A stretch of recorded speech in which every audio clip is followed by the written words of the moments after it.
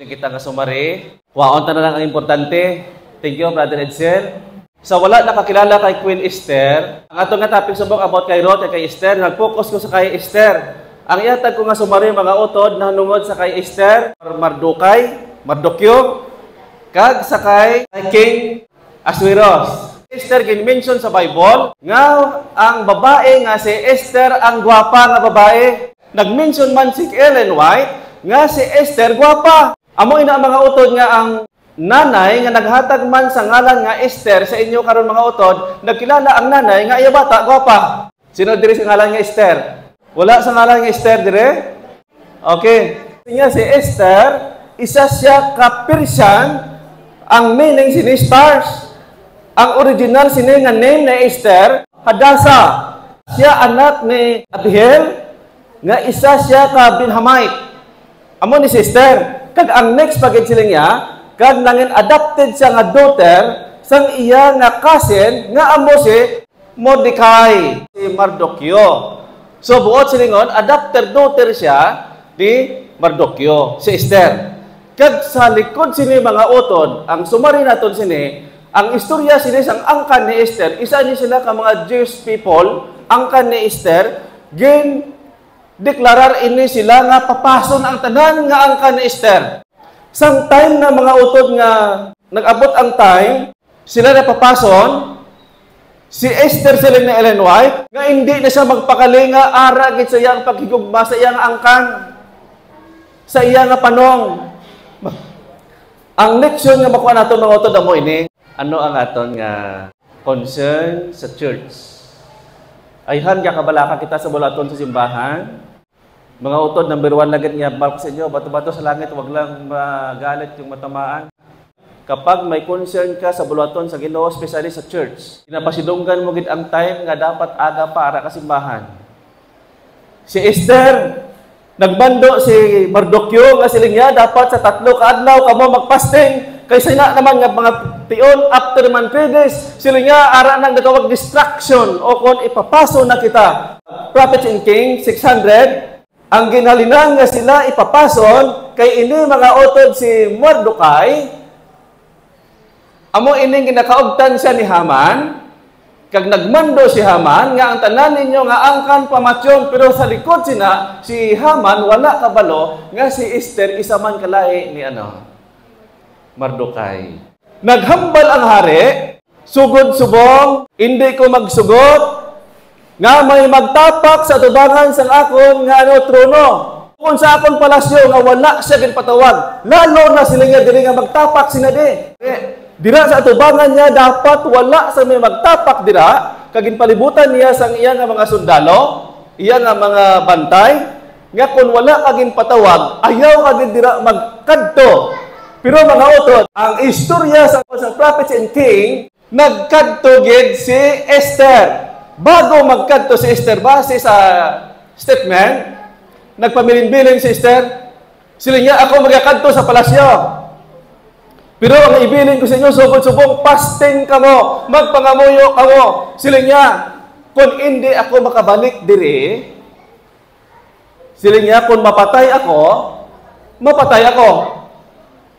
Buot silingon mga utod, siling na Ellen White, pag-start ni Esther nga magkadto sa palasyo nga wala siya ginpatawag, nabalaan ni Esther nga siya patyon. Kay amo ang mando sang hari.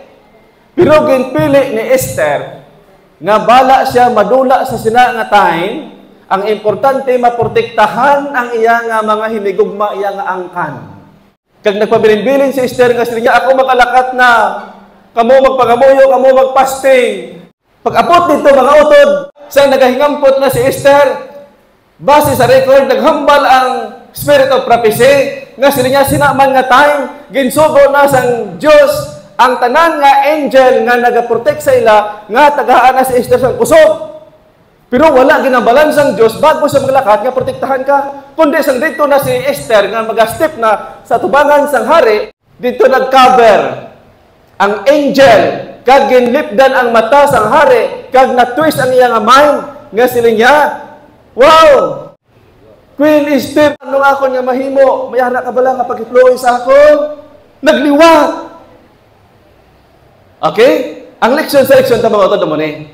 Ang leksyon na mo ni. Number 1, aton talupang doon aton hinigugma sa panimalay. Number 1 yun ang mga utod.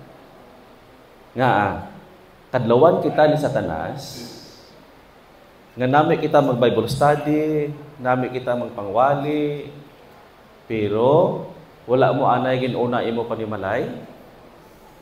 Masiling sa tanas mo, naglokso sila, wala pa kayo nakatuwa diyang panimalay. Dapat kabalakan mo imo panimalay, kabalakan mo membro sa iglesia. Mga utod kami sa Mansilingan, siling ko kay may kabalaka kami sa Mansilingan, pag abot ginamon nila sa Mansilingan, nagkuha kami 5, siling ko, ang tanan nga naglapas, imo siya kabisitahan. Kag nahimo ato ni Brother KB kag ni Brother Alvin tanan nga naglapas gid pakadtuan gid namon kay amo inang gugma sa utod gid amo nang gusto sa spirit of prophecy nga ina sila dapat pangpukahon didto. Amo man sa kay Queen Esther sila niya hambal ni Esther kung ano gid man ang matabo kung mapatay ako. Buot sila kon residido si Esther nga mag-atubang sa tawag persecution. Okay. Karon amo ini. Kita bala may doctrine nga mag-aatubang kita sa persecution. Anong persecution? Ang unod sa persecution, sandilo, hindi makabakal, hingabuton kita. Kag ang pinakalala nga mga utod nga gagintag na ni Ellen White, nga persecution sa aton, aside ni Esther, kung ano ang persecution ni Esther, mas lala pagid karon ang aton atubangon nga may nabasa ako sa Spirit of Prophecy, Pastor, sa last day event, nga makita gidya nga naghambal nga kamatayan sa tanan nga membro sa iglesia, sa tanan nga mga sabaduhan, sila nga kamatayan ang ilang nga maabtan kung hindi sila magbaylo sang ilang pagsimba sa Domingo. Basahon ta? Mga utod, Ariel. Sila nga, death for all who do not honor Sunday. Ang kay Esther, mga utod, kamatayan, pero din protektahan sang Dios, pero ang nami nga doctrine naton karon nga, kay siling niya, bago kita mag-atubang sining kamatayan, kung basahon tang last day event, page 257 paragraph 2, naghambal siya, antes ideklarar, nga aprobahan, magpagwa sang lahi, nga ang tanan nga mga membro sa iglesia sang Sabado, pamatyon, ang nami sila nga doctrine sa pagtuon sa prophecy, mga utod, kay antes ini-implement, nga papason ang kaanakan sang Dios, sila niya, ibo-bo sang Dios, ang the final laterin. Amen? Okay, kahinay. Luwaton ko, antes sila niya ideklarar nga pamatyon, papason ang kanakan sang Dios sa iglesia. Sila niya nga hindi kita hindi kita mapatay tungod kay ibobo niya ang the final laterin. Amen? Ayan, amo na yan. Hindi nyo pagkilalaha mga utod nga kabubalaan subong. Nga nagambal ko. Gitunan ko ang process ng Spirit of Prophecy. Dapat adlaw gabi kilalahon mo nga trapo ka sa tubangan sang Dios. Kapag ginkilala mo nga trapo ka sa tubangan sang Dios, ang balaan nga espiritu naga-comfort dayon kag ginaukay niyang imo tagipusoon nga may ara pagit siya ipahangop sa imo para imo pangayuan patawad. Kag sa pagdeklarar nga magtakop ang kaluwasan, pagdeklarar nga matapos na imo ginhawa, ang kamatayon mag-abot sa imo, mga utod, na-purify ng imo tagipusoon sa balaan ni Espiritu.